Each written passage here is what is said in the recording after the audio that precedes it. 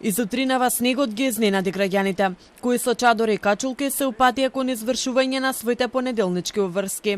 Патиштата низ државата се проодни, а врнежите од снег не представуваа проблем за сообраќајот.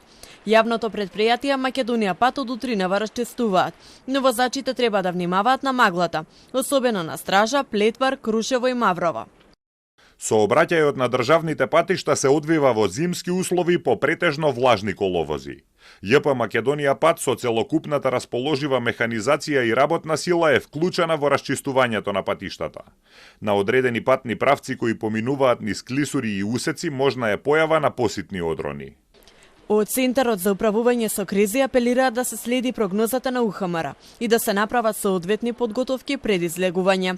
Според УХМР, до крајот на денот ќе има умерено облачно време со повремени врнежи од снег, а од среда врнежите ќе престанат, но ќе биде доста студено, особено во утринските часови.